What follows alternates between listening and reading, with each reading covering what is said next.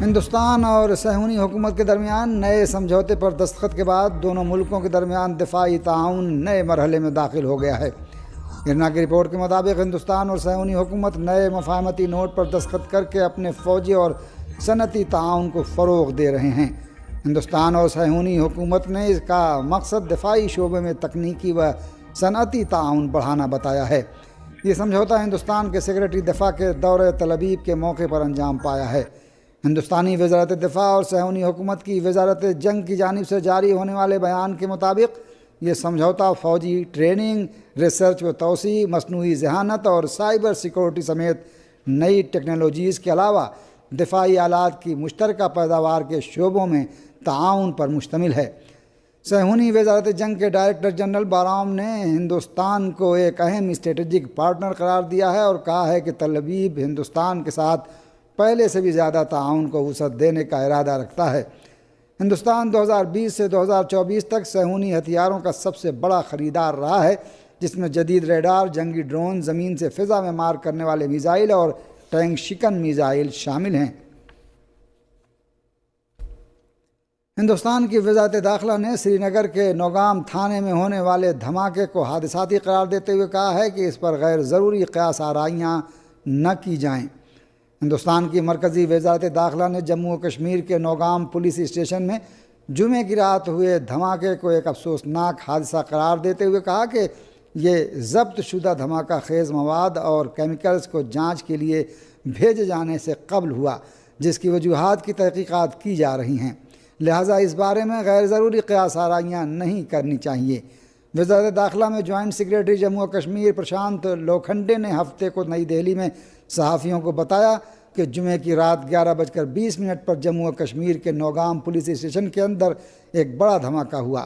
انہوں نے کہا کہ دھماکہ خیز مواد کی غیر مستحکم اور حساس نوعیت کے سبب اسے ماہرین کی نگرانی میں احتیاط سے سنبھالا جا رہا تھا، لیکن اسی دوران گزشتہ رات اچانک حادثاتی طور پر دھماکہ ہو گیا۔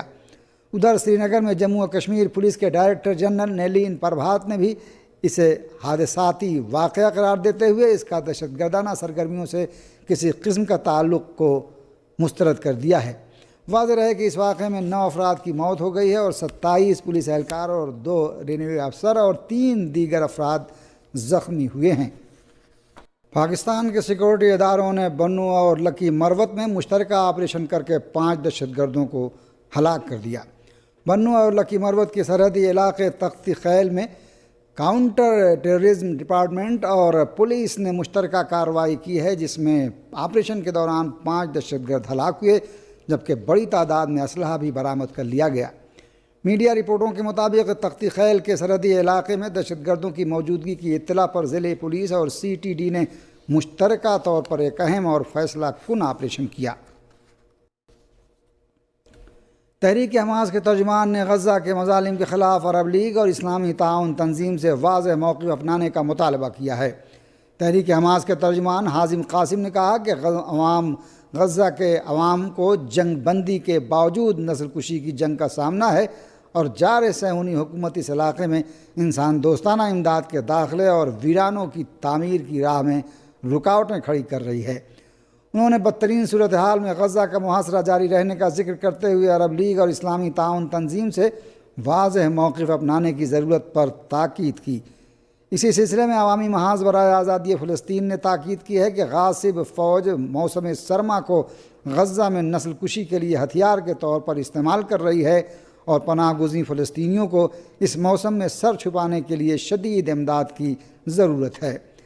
دوسری جانب اقوام متحدہ کے سیکرٹری جنرل کے ترجمان اسٹیفن دوجاریک نے غزہ کی پٹی میں انسانی صورتحال پر شدید تشویش کا اظہار کرتے ہوئے کہا ہے کہ حالیہ بارشوں سے غزہ میں بے گھر ہونے والے افراد کے لیے سینکڑوں خیمے اور عارضی پناہ گاہیں زیر آب آ گئی ہیں، جس سے ہزاروں خاندان انتہائی سخت موسمی حالات سے دوچار ہیں۔ پاکستان کے صدر آصف علی زرداری نے آرمی ایکٹ ترمیمی بل 2025 کی منظوری دے دی۔ قومی اسمبلی اور سینٹ سے منظوری کے بعد صدر مملکت نے پاکستان آرمی ترمیمی بل 2025، پاکستان ایئر فورس ترمیمی بل 2025 اور پاکستان نیوی ترمیمی بل 2025 کی منظوری دے دی۔ منظوری کے بعد یہ تینوں بل آئین اسلامی جمہوریہ پاکستان کا حصہ بن گئے۔ آرمی ایکٹ کی منظوری کے بعد army chief of defence forces CDO ہوں گے اور ان کے عہدے کی مدت 5 برس ہوگی۔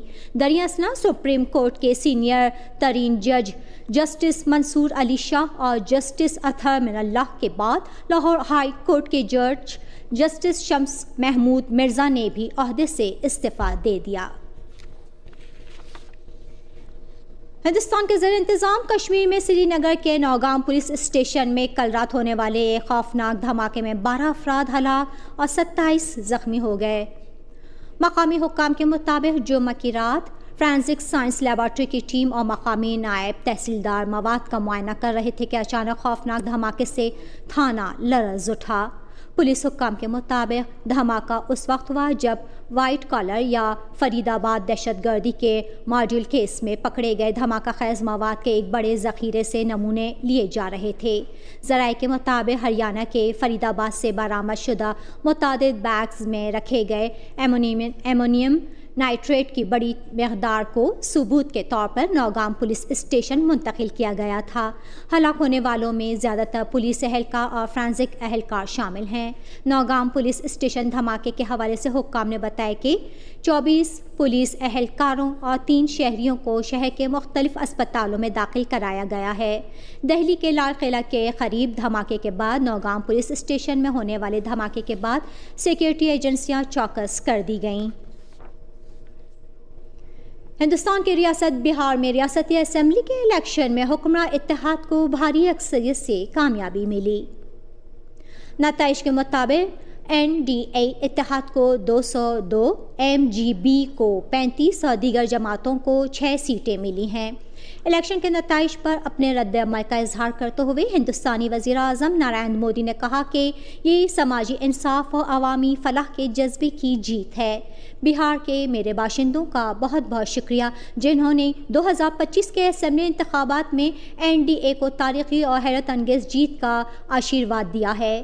کانگریس پارٹی کے رہنما راہل گاندھی نے کہا ہے کہ ہم ایسے الیکشن میں فتح حاصل نہیں کر سکے جو شروع سے ہی منصفانہ نہ ہو۔ ہندوستان کی آبادی کے لحاظ سے تیسری بڑی ریاست بہار کے الیکشن کے نتائج پر اپنے رد عمل میں راہل گاندھی نے کہا کہ ریاست بہار میں یہ نتیجہ واقعی حیران کن ہے۔